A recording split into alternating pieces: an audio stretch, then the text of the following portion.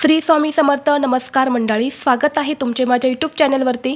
आजचा दिवस तुम्हाला खूप छान सुखाचा आनंदाचा जाऊ हीच मी स्वामींच्या चरणी प्रार्थना करते आणि आज या नवीन व्हिडिओला सुरुवात करते. उद्या 15 जानेवारी वार गुरुवार आणि या दिवशी आलेले आहेत किंक्रांत. मकर संक्रांतीचा सण हा एकूण 3 दिवस साजरा केला जातो. त्यामध्ये पहिल्या दिवशी भोगी साजरी केली जाते आणि त्यानंतर मकर संक्रांतीच्या दुसऱ्या दिवशी किंक्रांतीचा सण हा साजरा केला जातो, ज्याला कर किंवा करीदिन असे देखील म्हटले जाते. या किंक्रांतीच्या दिवशी संक्रांती देवीने किंकर म्हणजेच किंक्रासूर नावाच्या राक्षसाचा वध केला होता, म्हणून किंक्रांत ही साजरी केली जाते. ज्योतिषशास्त्रानुसार किंक्रांतीचा दिवस हा अशुभ मानला जातो. या दिवशी वाईट गोष्टींचा त्याग केला जातो आणि म्हणून या दिवशी कोणतेही शुभ कार्य हे केले जात नाही. पौष शुद्ध षष्टीचा दिवस म्हणजे किंक्रांतीचा करीदिन म्हणून ओळखला जातो. त्याचबरोबर काही ठिकाणी या किंक्रांतीच्या दिवशी तिळगुळ देखील वाटले जात नाही किंवा घरामध्ये हळदी कुंकू करायचं असेल तर ते सुद्धा या दिवशी केलं जात नाही. या दिवशी महिलांनी शेणाला हात लावू नये किंवा शेणामध्ये हात घालू नये असे सुद्धा सांगितले जाते. बऱ्याच ठिकाणी या किंक्रांतीच्या दिवशी शिळी भाकरी खाल्ली जाते, तर काही ठिकाणी बेसनाचे धिरडे करण्याची परंपरा आहे. तसेच या किंक्रांतीच्या दिवशी आपल्या घरामध्ये चुकूनही भांडणं करू नये. या दिवशी घरात भांडणं केली तर वर्षभर आपल्या घरामध्ये कटकटी होत असतात आणि त्याचे वाईट परिणाम हे आपल्याला संपूर्ण वर्षभर भोगावे लागत असतात. आणि असे म्हटले जाते की या किंक्रांतीच्या दिवशी आपण आपल्या घरात काही चांगल्या गोष्टी केल्या तर त्याचे चांगले फळ हे आपल्याला संपूर्ण वर्षभर मिळत असतं. वर्षभर आपल्या आयुष्यात चांगल्याच गोष्टी घडत असतात. त्यामुळे आपल्याला या दिवशी नाम जप पूजा सेवा ज्या आहेत त्या जास्तीत जास्त करायच्या असतात. आता किंक्रांतीचा दिवस म्हटलं की नजरबाधा वाईट शक्ती संकट दूर करण्याचा सगळ्यात महत्त्वाचा दिवस. आणि या किंक्रांतीला खास करून मुलांसाठी काही उपाय जे आहेत तर ते नक्की केले जातात. आज व्हिडिओमध्ये मी तुम्हाला एक अतिशय प्रभावी असा उपाय सांगणार आहेत. उद्या गुरुवार किंक्रांतीला प्रत्येक आईने मुलांसाठी इथे लावा एक दिवा. हा दिवा लावल्याने मुलांचे सर्व दोष संकट विघ्न अडचणी नष्ट होऊन अभ्यासात प्रगती नोकरीत भरभरून यश मिळेल. मुलांची प्रत्येक इच्छा ही पूर्ण होईल. तर मुलांसाठी हा दिवा कुठे लावायचा आहे कसा लावायचा आहे याबद्दलची संपूर्ण माहिती या व्हिडिओमध्ये मी तुमच्यासोबत शेअर करणार आहेत. त्यामुळे तुम्ही हा व्हिडिओ स्किप न करता शेवटपर्यंत नक्की पहा. चॅनलवरती नवीन असाल तर सबस्क्राईब करा आणि असेच माहितीपूर्व नवनवीन व्हिडिओ पाहण्यासाठी बेल आयकॉनलाही प्रेस करा, म्हणजे जेव्हा कधी मी नवीन व्हिडिओ अपलोड करेल त्याचं नोटिफिकेशन सर्वात अगोदर तुम्हाला भेटेल आणि तुम्ही एक पण व्हिडिओ मिस करणार नाही. आजच्या व्हिडिओमध्ये मी तुम्हाला जो उपाय सांगणार आहे तर हा उपाय तुम्हाला उद्या करीच्या दिवशी करायचा आहे किंक्रांतीला. हा उपाय तुम्ही सकाळी किंवा संध्याकाळी करू शकता. जर सकाळी तुम्ही हा उपाय करणार असेल तर सकाळी 9:30च्या आत तुम्हाला हा दिवा मुलांसाठी लावायचा आहे, म्हणजे हा उपाय मुलांसाठी करायचा आहे. आणि जर संध्याकाळी हा उपाय करणार असेल तर संध्याकाळी 6 वाजल्यापासून ते 9:30 वाजेपर्यंत हा उपाय तुम्हाला करायचा आहे. व्हिडिओमध्ये मी तुम्हाला जो उपाय सांगणार आहे तर हा उपाय तुम्ही अगदी लहान मुलांपासून ते मोठ्यांपर्यंत सर्वांसाठी करायचा आहे. मुलं आणि मुली या दोघांसाठी हा उपाय तुम्हाला करता येणार आहे. तसेच तुमची मुलं जर बाहेरगावी शिकायला असेल तरीही हा उपाय तुम्हाला करायचा आहे. प्रत्येक आईला आपल्या मुलांची खूप काळजी असते. माझी मुलगी किंवा माझा मुलगा हा कोणत्याही क्षेत्रामध्ये मागा राहता कामा नये. त्यांना प्रत्येक क्षेत्रात यश मिळावं, त्यांची प्रगती व्हावी.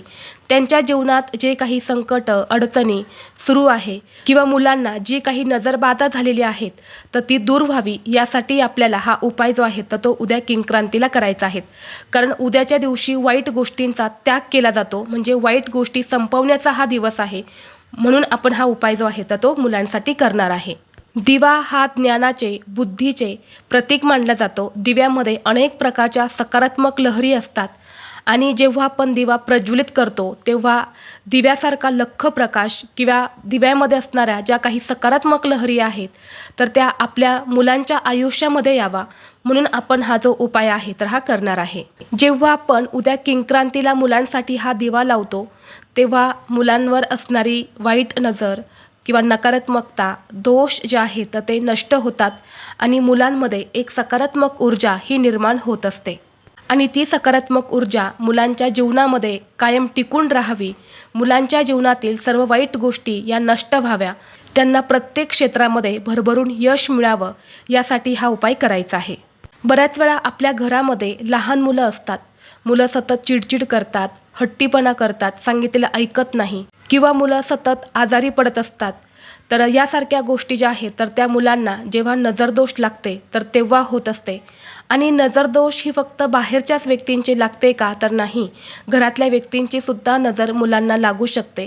आणि नजर लागल्यामुळे मुलांचा स्वभाव हा खूप हट्टी आणि चिडचिडा होत असतो. त्यामुळंच मुलं जी असतात ना ती मोठ्यांचं ऐकत नाही, आई-वडिलांचं ऐकत नाही आणि यामुळे आपण त्या गोष्टींना खूप कंटाळून जात असतो. आणि म्हणून मुलांच्या सर्व समस्या ज्या आहेत तर त्या दूर होण्यासाठी आपल्याला उद्या हा उपाय जो आहे तर तो करायचा आहे. आता हा उपाय करण्यासाठी तुम्हाला उद्या किंक्रांतीला सकाळी लवकर उठायचं आहे, स्वच्छ स्नान करायचं आहे आणि जेव्हा मुलं अंघोळ करणार आहे तेव्हा मुलांच्या अंघोळीच्या पाण्यामध्ये तुम्हाला 1 चमचाभर गंगाजल टाकायचं आहे आणि त्याच पाण्याने मुलांना अंघोळ घालायचे आहेत. तसेच घरातील मोठ्या व्यक्तींनी सुद्धा या दिवशी गंगाजल टाकून स्नान करावे असे सांगितले जाते. स्नान करून झाले की सर्वप्रथम देवघरातील देवांची विधिवत पूजा करून घ्यायची आहेत आणि यानंतर हा उपाय करायचा आहे. उपाय करण्यासाठी तुम्हाला एक दिवा लागणार आहे. दिवा घेताना तो आपल्याला मातीचा घ्यायचा आहे, म्हणजे मातीची पणती जी असते तर ती घ्यायची आहे. मातीचा दिवा हा लक्ष्मीला खूप लवकर प्रसन्न करत असतो आणि मातीचा दिवा हा पंचतत्वापासून बनवला जातो. त्यामुळे त्यामध्ये ज्या सकारात्मक लहरी असतात तर त्या खूप जास्त प्रमाणामध्ये असतात. म्हणून उपाय करण्यासाठी तुम्हाला मातीची पणती घ्यायची आहे. पणती घेताना कुठेही फुटलेली अशी घेऊ नका. एक चांगली मातीची जी पणती आहे तर ती तुम्हाला घ्यायची आहे. यानंतर या दिव्यामध्ये आपल्याला मोहरीचं तेल घालायचं आहे. बघा, मोहरीचंच तेल घालण्याचा जास्तीत जास्त प्रयत्न करायचा आहे. मोहरीचं तेल तुमच्याकडे नसेल तर मग तुम्ही साधं तेल घातलं तरीही चालेल, परंतु चुकूनही तूप या दिव्यामध्ये तुम्हाला घालायचं नाही. आता तूप का घालायचं नाही हे तुम्हाला पुढे व्हिडिओमध्ये मी सांगणार आहे. यानंतर या दिव्यामध्ये आपल्याला कापसाची वात न लावता जो कलाव्याचा धागा असतो, ज्याला रक्षासूत्र असे देखील म्हटले जाते, तर त्या रक्षासूत्राची वात जी आहे तर ती तुम्हाला त्या दिव्यामध्ये लावायची आहेत. जर तुमच्याकडे रक्षासूत्राचा धागा नसेल तर मग दुहेरी कापसाची वात घेऊन त्याला हळद कुंकू लावून ती लाल पिवळी तुम्हाला करायची आहेत. रक्षासूत्रामुळे मुलांवरील सर्व संकट हे दूर होतात आणि मुलांची रक्षा होत असते. म्हणून रक्षासूत्राचा धागा तुम्हाला घ्यायचा आहे.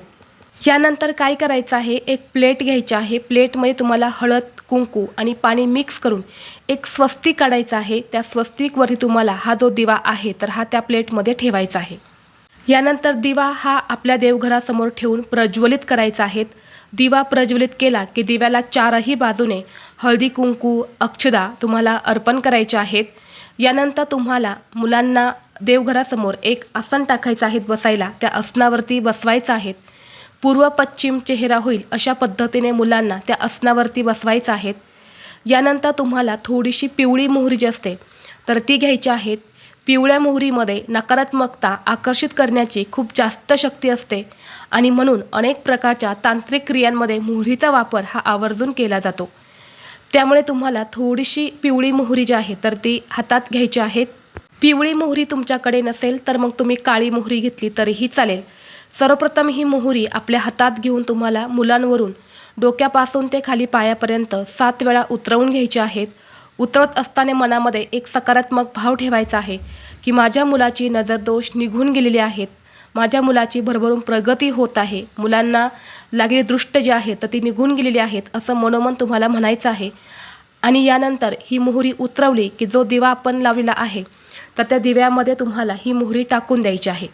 यानंतर दिवा हा उचलून तुमच्या हातात घ्यायचा आहे आणि ज्या प्रकारे आपण मुलांना ओवाळतो, मुलांचं औक्षण करतो, अगदी त्याच पद्धतीने तुम्हाला हा जो दिवा आहे तर हा मुलांवरून तुम्हाला ओवाळून घ्यायचा आहे.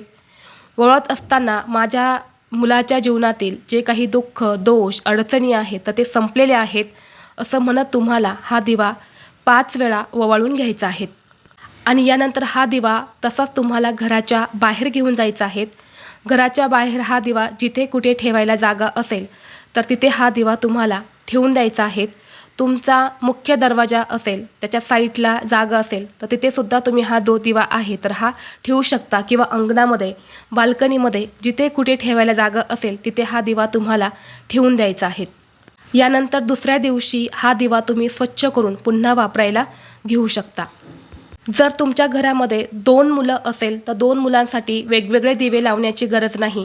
एकच दिवा तुम्हाला मुलांसाठी लावायचा आहे. फक्त आपण जेव्हा मुलांवरून मोहरी उतरवणार आहे तेव्हा ती मोहरी जी आहे तर ती वेगवेगळी घ्यायची आहेत आणि मगच दिव्यामध्ये तुम्हाला टाकायची आहे. दिवा तोच तुम्हाला वापरायचा आहे. तसेच तुमची मुलं जर बाहेरगावी शिकायला असेल तर मग काय करायचं, मुलांचा फोटो असेल तर फोटोवरून तुम्ही हा उपाय जो आहे तर तो करायचा आहे. किंवा पूर्व, पश्चिम, दक्षिण, उत्तर या 4 दिशेलासुद्धा तुम्ही हा दिवा जो आहे तर तो ओवाळून घेऊ शकता. तर अशा पद्धतीने तुम्हाला हा उपाय जो आहे तर तो उद्या करायचा आहे. जर घरामध्ये आईला मासिक धर्म असेल तरीही आई हा उपाय जो आहे तर तो आपल्या मुलांसाठी करू शकते. फक्त दिवा प्रज्वलित करताना तुम्हाला देवघरामध्ये न करता साईडला दिवा प्रज्वलित करायचा आहे आणि हा उपाय तुम्हाला मुलांसाठी करायचा आहे. व्हिडिओ तुम्हाला आवडला तर लाईक करा, चॅनलवरती नवीन असाल तर सबस्क्राईब करा आणि हा व्हिडिओ आपल्या मित्रपरिवारासोबत जास्तीत जास्त शेअर करा. चला तर मग भेटू असंच पुढल्या एका नवीन व्हिडिओमध्ये. तोपर्यंत सर्वांना श्री स्वामी समर्थ.